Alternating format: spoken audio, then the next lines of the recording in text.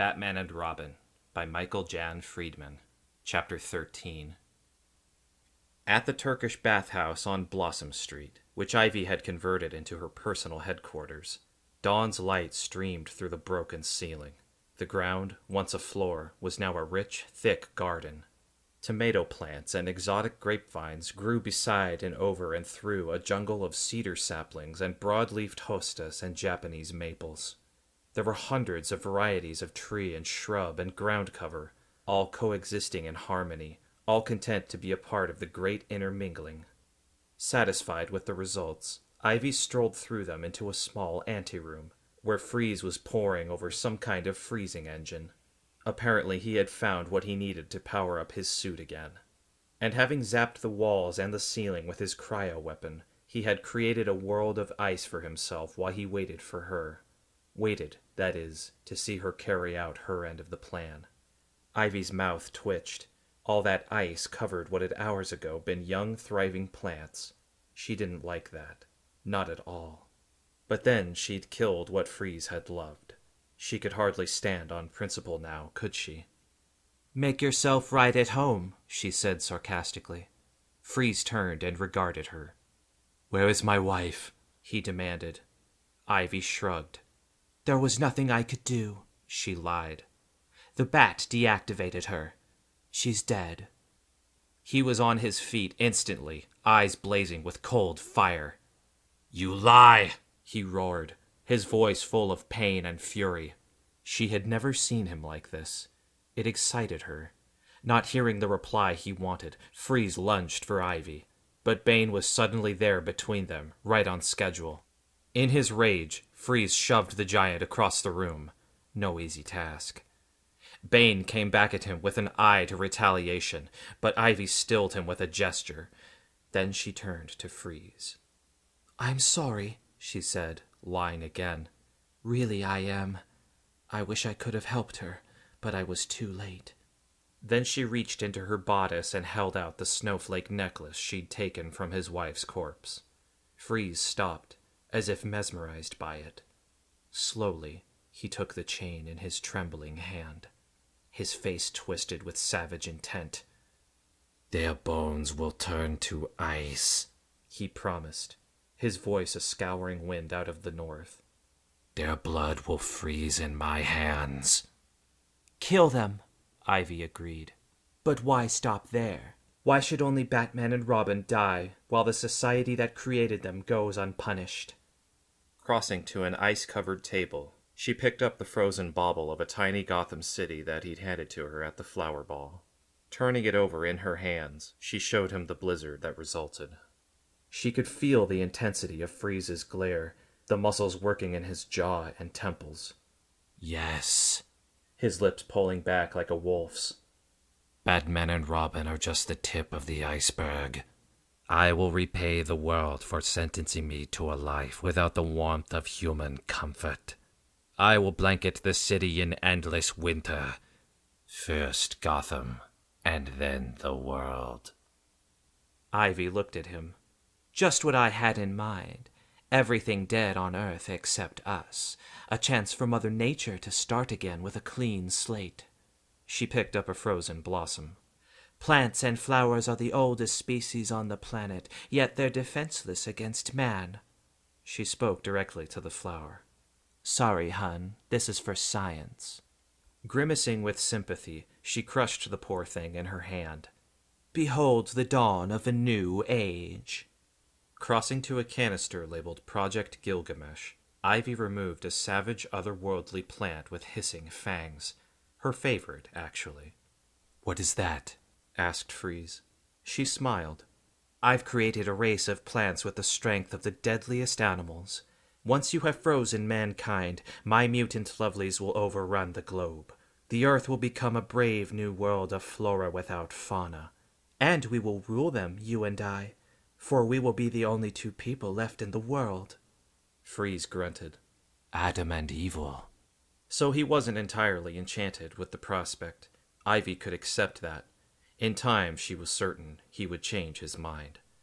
As she watched, Freeze lifted the bauble, held it in the palm of his hand. His gauntlet glowed blue, and the tiny spires of Gotham froze over.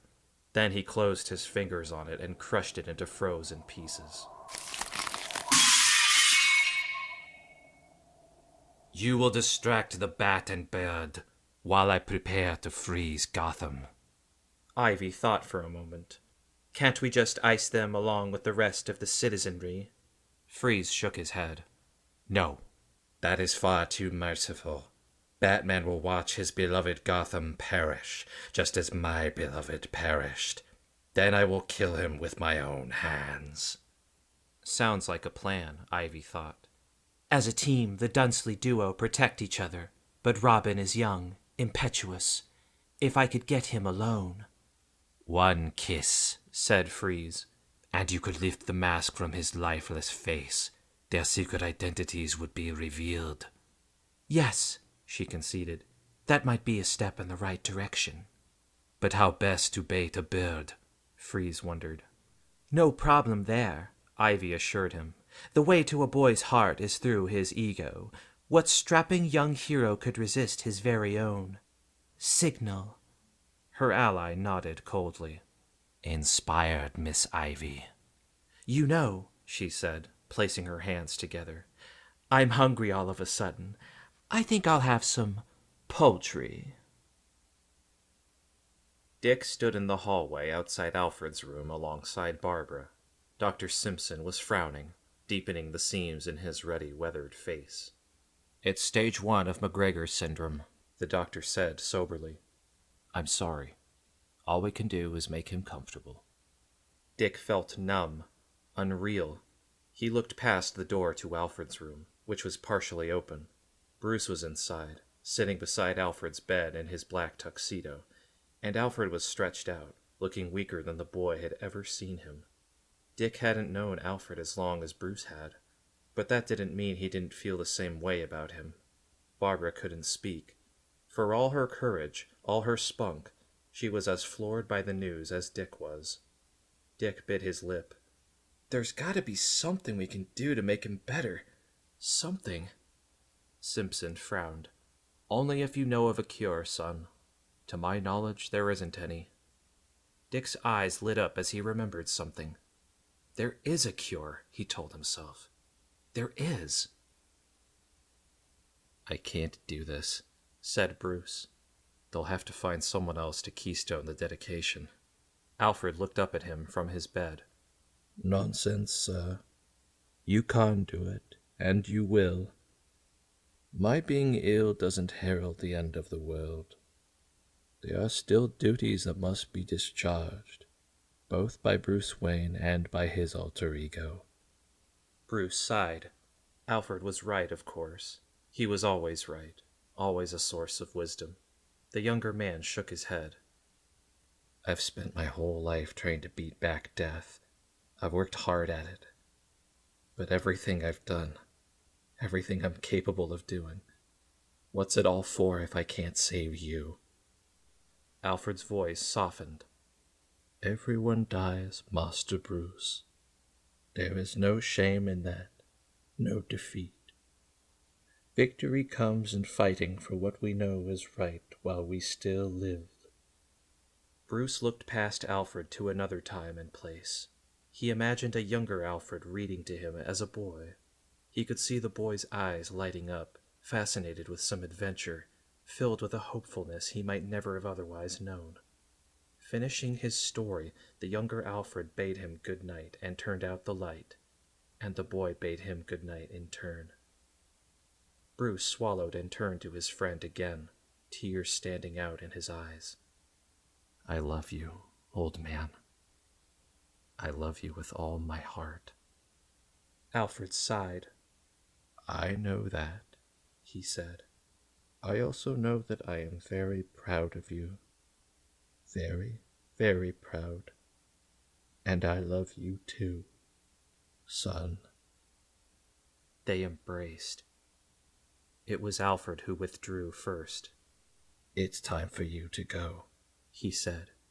I'd be a poor manservant indeed if I failed to remind you of that. Bruce took a tremulous breath, let it out. You're certain you'll be all right? he asked. The butler nodded. Positive. Nor do I expect you to return immediately after the dedication. After all, that is merely one of the functions you will wish to perform this night. Bruce smiled. You know me that well, do you? Better than you know yourself, Alfred told him, nor was it anything but the truth. Reluctantly, the younger man left the room.